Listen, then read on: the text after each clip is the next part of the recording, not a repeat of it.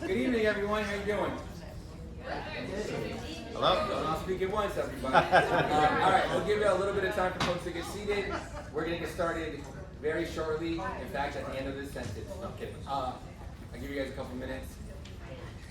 Awesome. I'm Alderperson Andre Vasquez, 40th Ward. Thank you all so much for making it. How many of y'all have been to one of the meetings regarding Haven on Lincoln before? You put a hand up. Okay.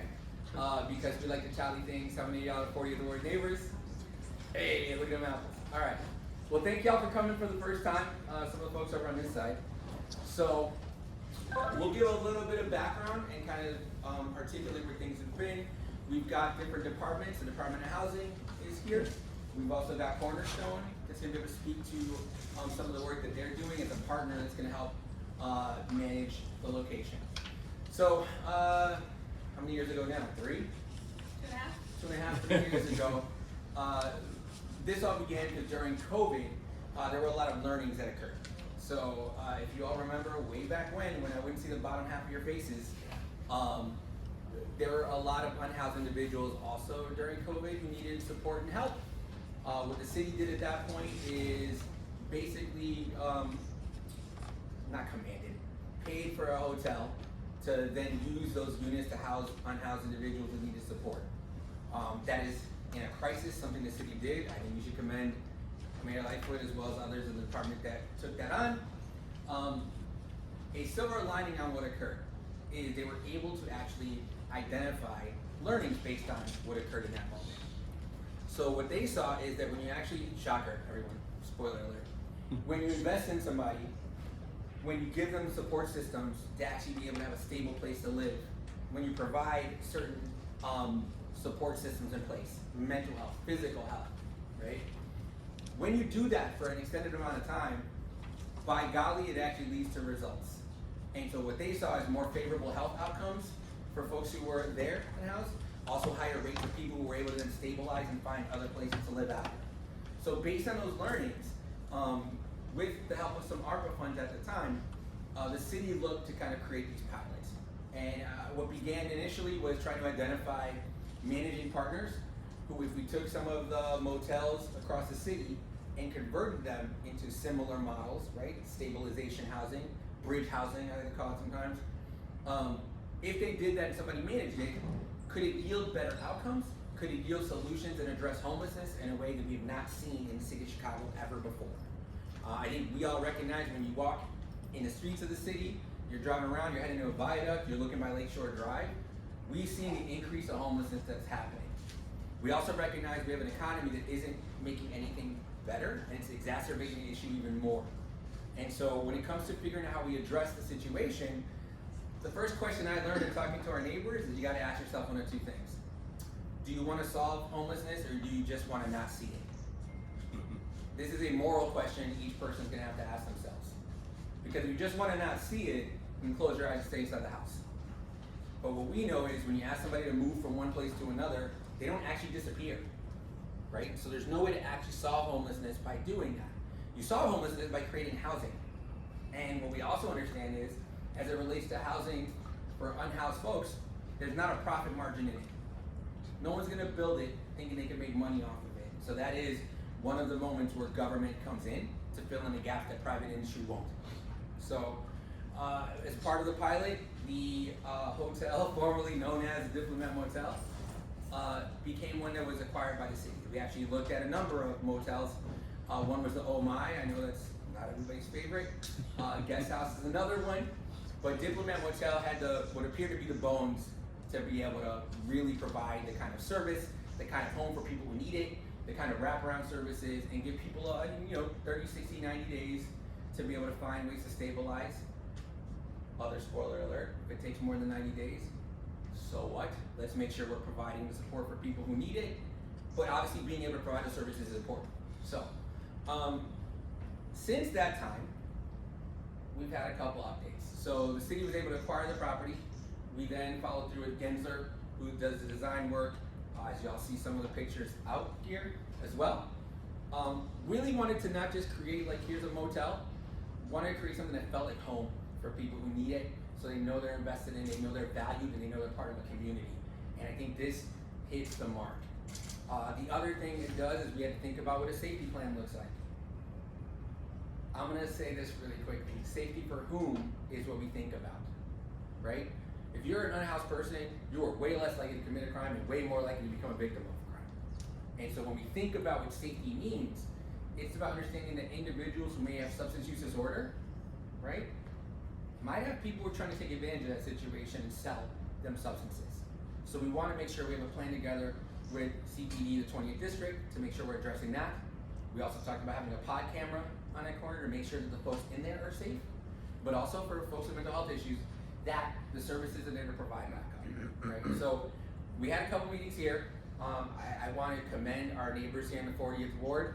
I will say before that first meeting, as one might imagine, we were kind of bracing for impact. I was expecting picket signs and arguments, and people throwing stuff at us. I've seen Chicago before, and so I was preparing for what that might be. But to everyone's credit here, I think there was a really valuable understanding about what community means. And more often than not, people were talking about what the services would be able to provide. In fact, there was, I'll say, a young woman who used to work at my predecessor's office, right? And she raised her hand up.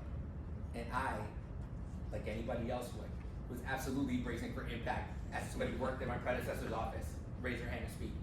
And what she spoke about was that she had a family member who had mental health issues, who had housing instability, and how something like this would have been a blessing and something that they did not have, and it made it more challenging.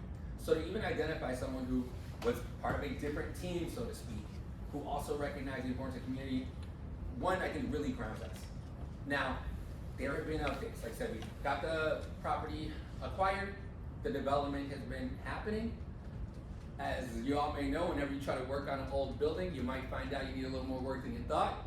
And when it's a motel, which would have the kind of wear and tear one would imagine at a motel, it led to some discoveries, and we'll be able to share that as part of the presentation.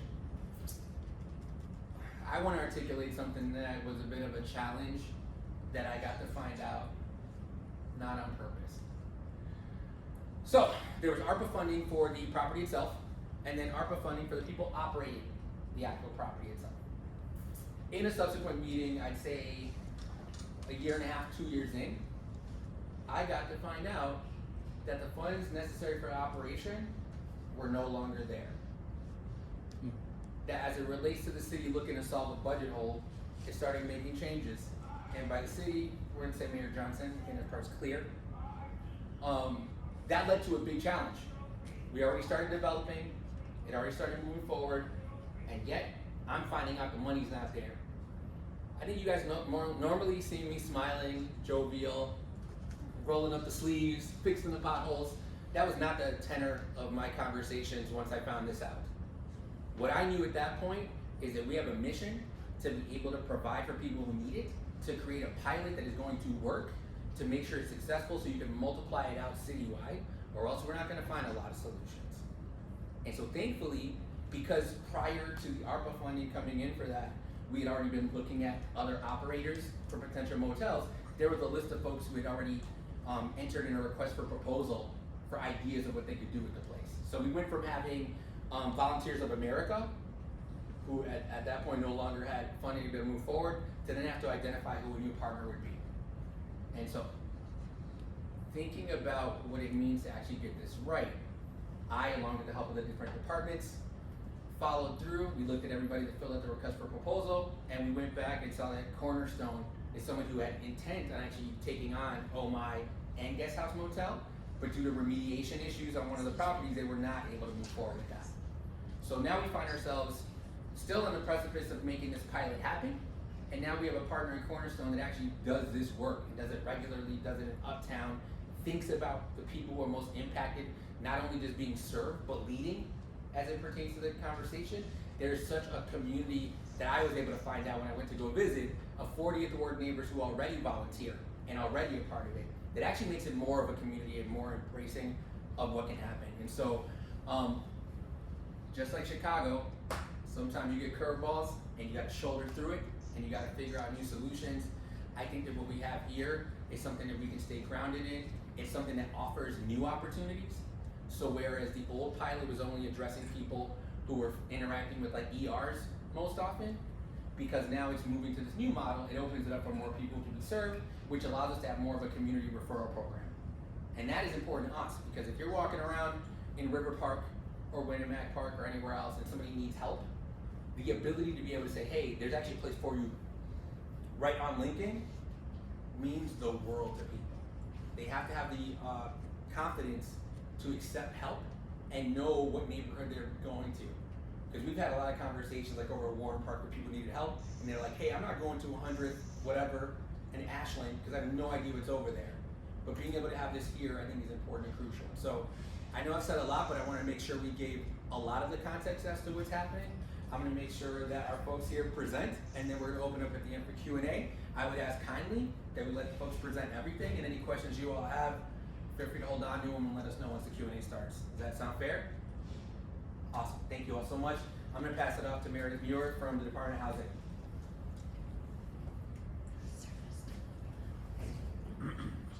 All right, thank you, Alderman. Can y'all hear me? Yes. Great. So, the Alderman has covered lots of great material, so I'm going to move quickly because he really covered it well. You did it. Sorry. He introduced himself. So we're here to provide updates on this project, talk about progress on construction, introduce Cornerstone as the updated program operator, and get community feedback, because as a change in operator is planned for, we will need to go back to the Zoning Board of Appeals for a special use permit. So I wanted to flag all of that for the purpose of today's meeting. So I will really quickly review the background. Again, Alderman covered this really well.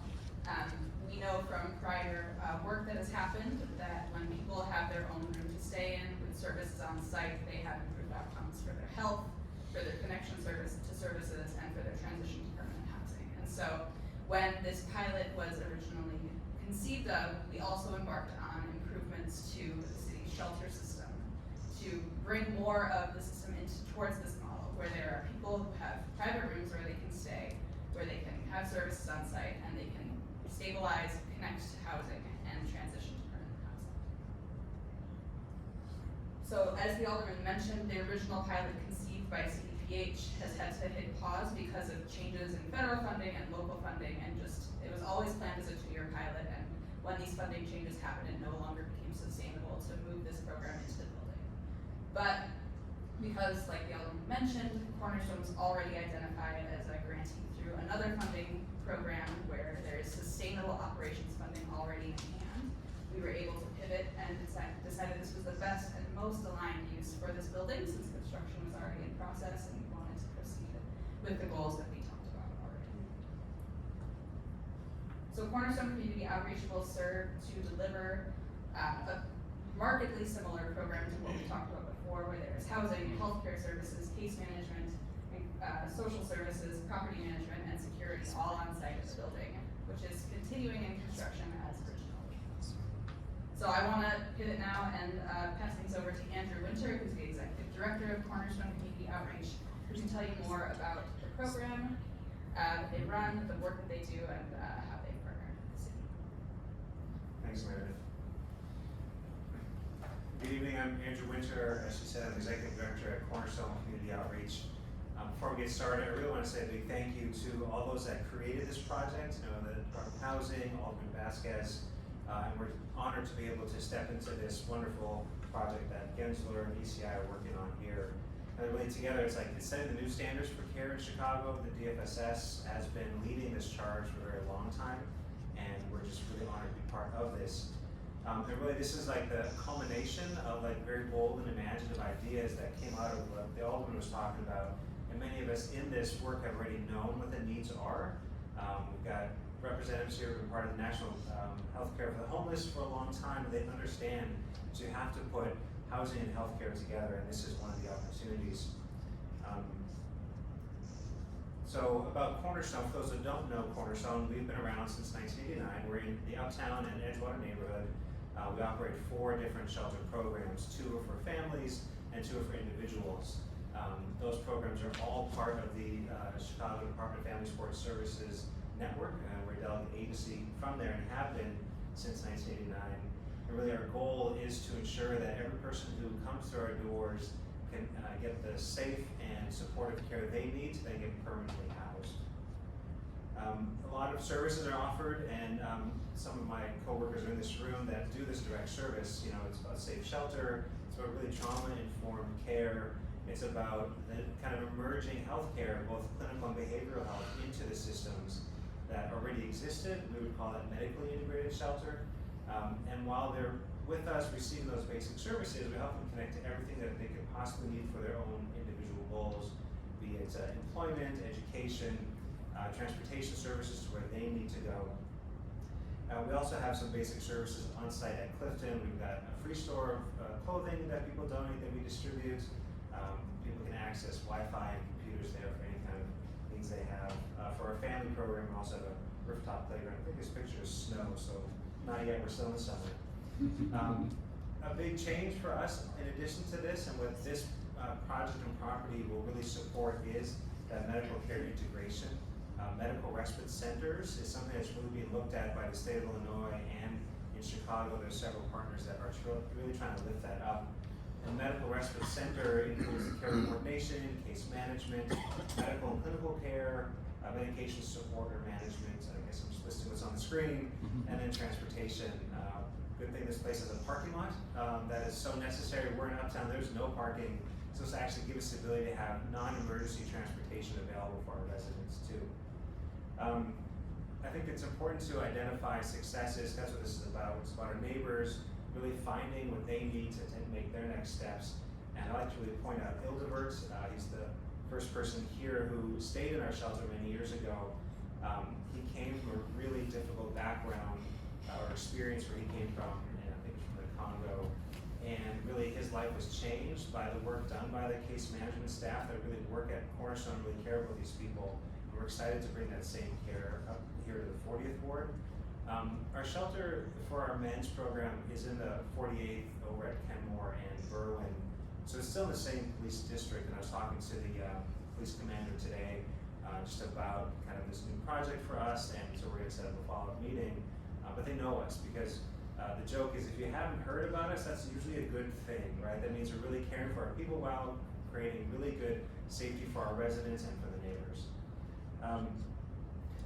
When we were working through the process to become a grantee with the project with Meredith and the DOH team, one of her coworkers, Ryan, came and did like a survey, and there's a couple of quotes, and they're very just real. I just want to share them two of them real quick, because the one says, the bottom here says, well, it's warm here, and you meet new people and stay out of trouble, the bed's all right, the shower's okay, then the coffee's good. I kind of like the shelter.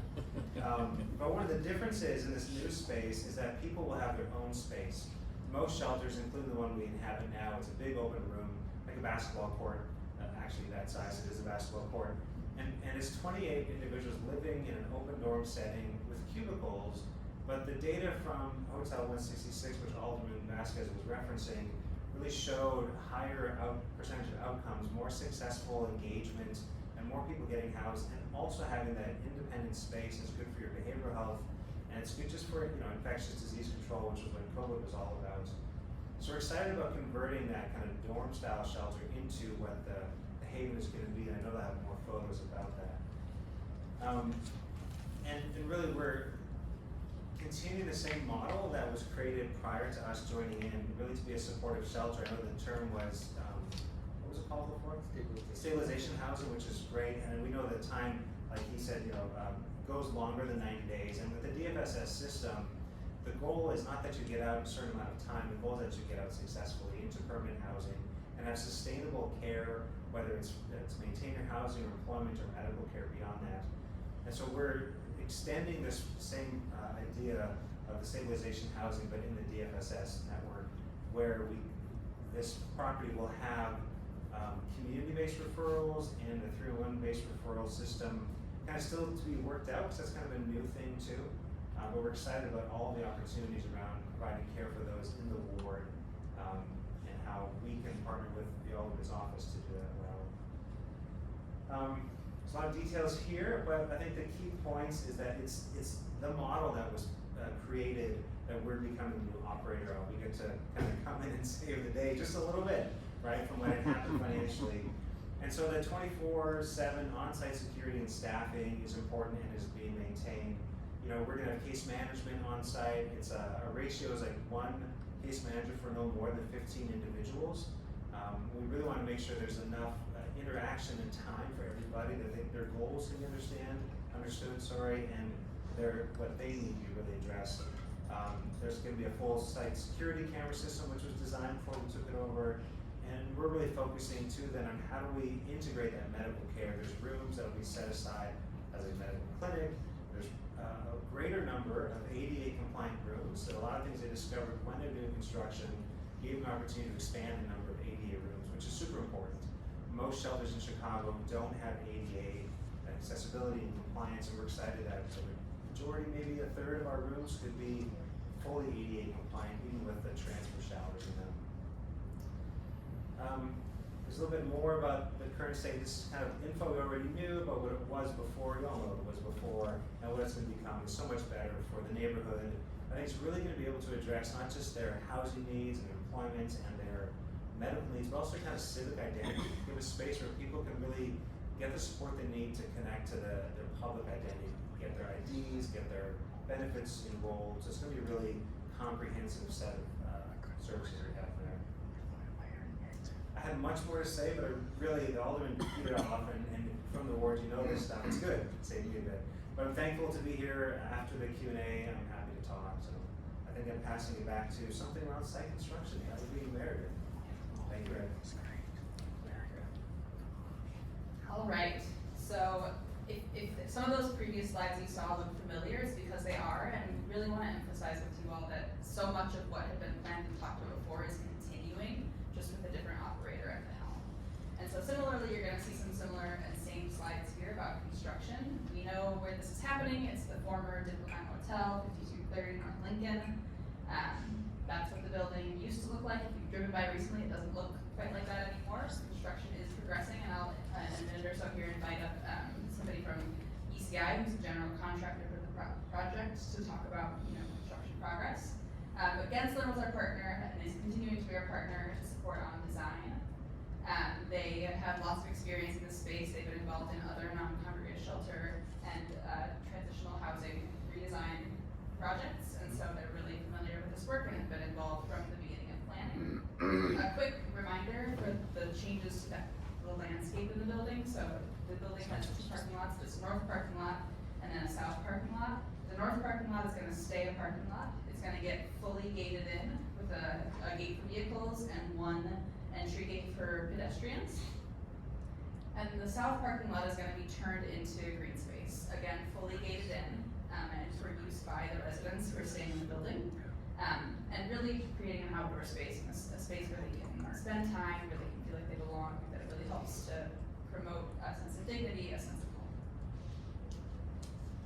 These are some of the renderings, what the final version of the building will look like. So this is that south parking lot. We're putting solar on the roof to fully electrify the building. From the street view, that same south parking lot space. From the inside, sort of space for everybody to be able to spend time when the weather is nice, outdoors, and really enjoy the space. And then these are some renderings of the interior space. I'm going to start in the top. This one. I'm going to start here. Left and right is hard for me, and I'm going to work my way around clockwise. But this is going to be the entrance, the front desk for the building. It's right next to where that entry gate is, so people walking in will know immediately where to go. With an ADA accessible front desk, sort of seating area. The next picture over shows a sort of opposite side of the room view. Space for people to sit, little space for people to engage, a little computer desk area. Down on the bottom is going to be the staff space, so space for the staff to meet, to be able to look out onto the south courtyard while people are out there. And then over here is going to be the dining space. So there's a full dining room with a full commercial kitchen where the residents will be served 3 meals a day. Space for them to spend time for meals. This could be used as a flex space and community room at other times of the day. The building was really designed with the needs of the residents in mind. So just a couple quick reminders on existing conditions. This is from the overhead, the layout of the building. There's that north parking lot, which will remain, the south lot that's going to be turned into green space. Conditions today is anyone can pull into either parking lot. There is no controlled entry or exit to the building.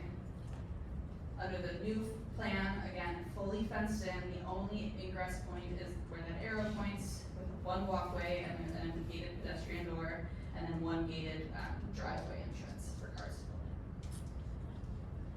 in. There will be security cameras that cover every single angle of the building that staff will be monitoring and keeping eyes on, again, to support safety, both for the residents who stay there and for the community at large. And now we have photos about the construction, so I want to invite Alex up to come tell you just a little bit about how construction is going. I anticipate that one question we might get is, why is construction taking a long time? Two parts to that answer. Part one is the way in which the city went about entering into the contract to do the construction work was very novel. And so the process for us to finalize our contract with the general contractor took longer than we expected. So construction was delayed in starting. Once we were able to start construction, Alderman alluded to this, but we started digging into the walls and found much worse conditions than expected. So we actually had to add in a decent amount of scope of work to make sure that the building at the end of the day was going to be in a state of good repair for the long term for Cornerstone to operate the building. So that added scope has also added time onto our construction timeline a bit. And after we show these photos, I'll walk us through where we are in timeline. Thank you. My name's Alex. I'm with Executive Construction, one of the project managers on the project itself. So I'll just go through a few of the slides, and if anybody has any questions, just let me know of what you see here. So this is a picture from the southeast corner of the building, looking at what will become the new courtyard space in the south parking lot. You see our whole new balcony up there and then air vapor barrier going on. Here's a look from the top of that balcony going down. Again, the existing conditions, we did as many test holes as we could to see what we would be up against. Unfortunately, you can only do so many, and this is kind of the result of that. You see a lot of rebuilding, a lot of new steel to make the building itself very sustainable for the future. Here's from the north lot, which again will remain a north parking lot. We're gonna redo the asphalt. There's some storm system that needs to be redone, but there again, same thing, the air vapor barrier going on with the steel balcony going up above. Here's an example of what Andrew was alluding to. Some of those rooms becoming ADA rooms. And this is a picture from the second floor, which is not an ADA accessible unit, but there again, you can see the condition of the space is pretty much all brand new with framing, substrate, flooring. So that's just an example of the bathroom that the residents will have. You have the new tubs going in and all the new plumbing. And that's it. Is there any questions about the construction itself? Awesome. We have like one or two more slides, so if you think of a question, Alex will still be here and help answer Yes. anything. So this is timeline. For those of you who've been to these meetings, we have been talking about this for a while, and there have been many steps and many things that we've had to work through to make this project successful. But we are at the end of the timeline because we only have a very, very few remaining steps left to go for this building to be operational. So since we last met in 2024, we acquired the site, we finished the construction planning, we went through permitting, we did the groundbreaking. We then had a pause while we were figuring out the contracting process. Construction began in Q1 of 2025, which is right around the same time that this shift in operator took place. Where we are today is Q3. Construction has been ongoing for about 5 months. Yep. 5 months. Yep. And we expect construction to be complete in Q1 of 2026. So by the early part of next year, construction will be fully wrapped up. The one step that we need to complete between now and then for Cornerstone to be able to start operating the building is for them to go and get an updated special use permit at the Zoning Board of Appeals. We're anticipating that hearing happening in October or November, and immediate neighbors will get notices sent to them about that hearing once it gets scheduled. That's our last slide. So I'm going to hand things back to the Alderman to facilitate any questions. We're all here to help answer them. Thank you very much. Awesome, thank you very much. Also, I'd be remiss if I didn't recognize 19th District State Representative Lindsay LaPointe, who is here with us. Thank you so much for being here. Truly a champion for the folks that we're looking to serve here at the state level, and so I can't thank you enough for the partnership. Yeah, we'll open up to questions. Please feel free to ask me, write anything down that we're doing. Okay, let's start it off. What is your experience in providing respite services?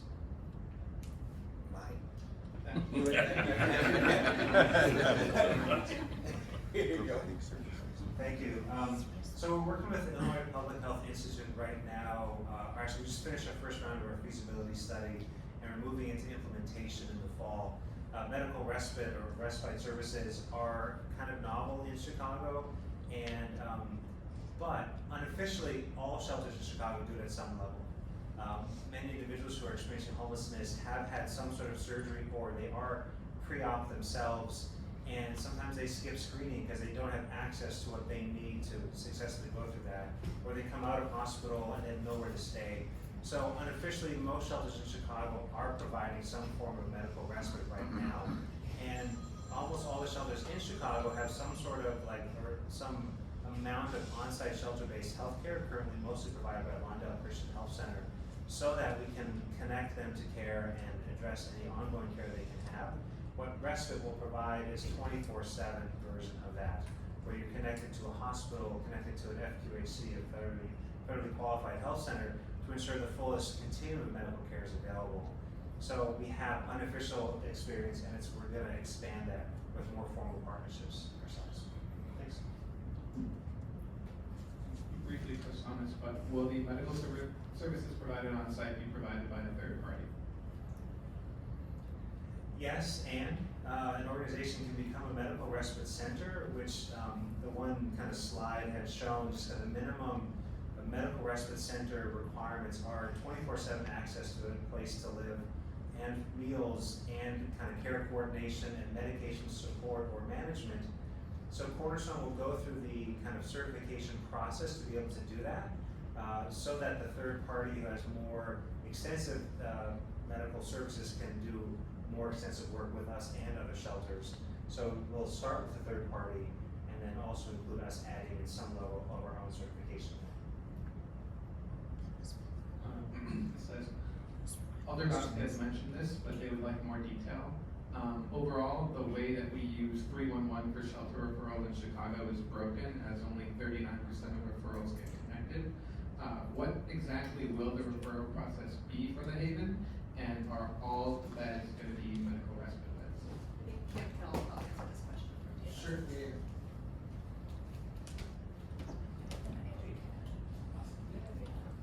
Hi all, my name is Kimberly Howard. I'm a director with the City of Chicago Department of Family and Support Services that funds homeless shelters across the City of Chicago, as well as sort of centralized shelter intake.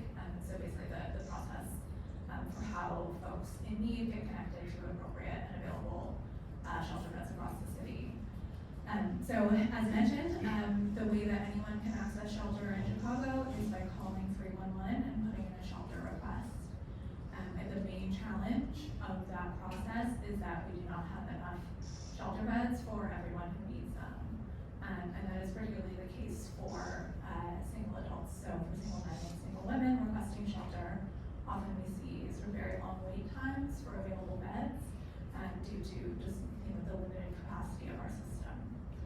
To speak to Cornerstone referrals specifically, so Cornerstone for most of their beds will take referrals through that centralized process through 311, which allows for sort of equitable access to beds as they become available for anyone across the city. However, we've also seen, since this is not our first non-congregate shelter that we're opening up across the city, excitingly, we've seen really great success as we open new programs, actually attracting sort of folks who are experiencing unsheltered homelessness in the community to come inside and get connected to resources. And so one of the things that we will be piloting in collaboration with the Alderman's office and with Cornerstone is to have a subset of beds be available for referral from the community that specifically will go through the regional outreach teams who work with unsheltered individuals in the community. But basically what that means is, as a community member, if you are aware of someone experiencing unsheltered homelessness in the community, you can share that with the Alderman's office, who will then connect with DFSS and Cornerstone around sending out an outreach team to engage that individual, and often that engagement is more successful if we have a really great non-congregate shelter placement talk. And I think as to the point of will they all be respite or medical respite beds, all the beds will be medically integrated in the sense of connecting with FQHC or a health care center that will be on site, like Lawndale Christian Health Center. Medical respite is a work in progress. That's another level of consistent care and has some other standards of care and operating procedures. So that's a conversation still being built out with the DFSS and others, but they will have medical care access for all beds through those clinical partners.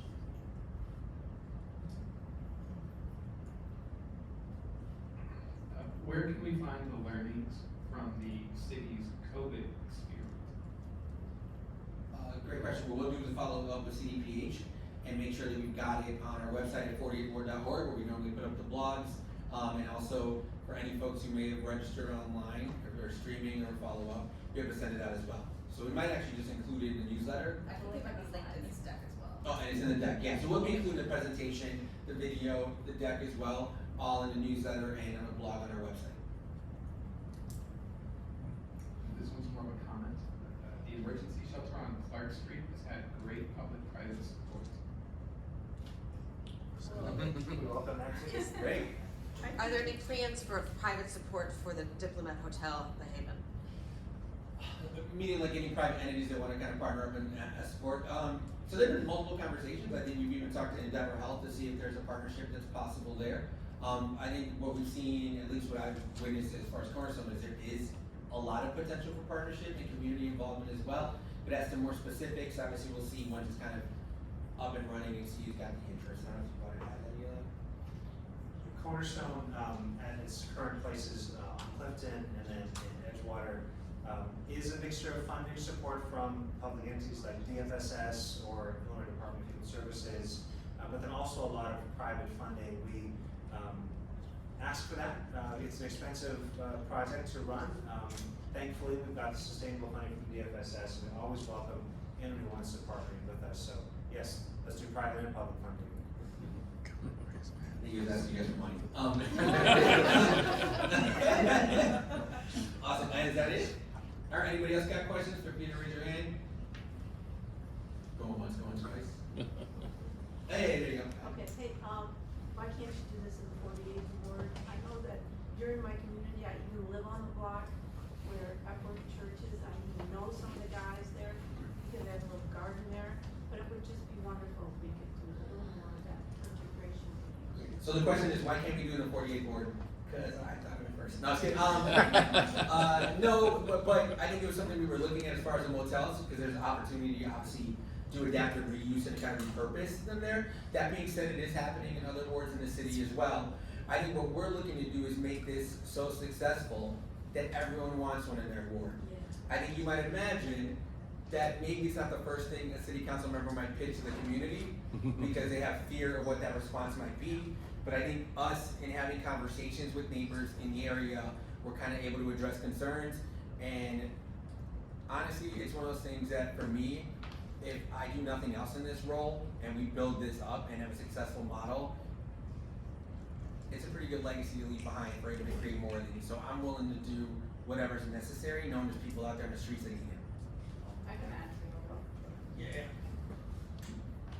Yeah. Just more broadly, so, besides this building, this facility, DOH is funding, 4 other shelter operators to find new buildings and acquire them and rehab them for this purpose. And those, buildings are located across the city from all the way from up in Rogers Park down in, far south in Washington Heights.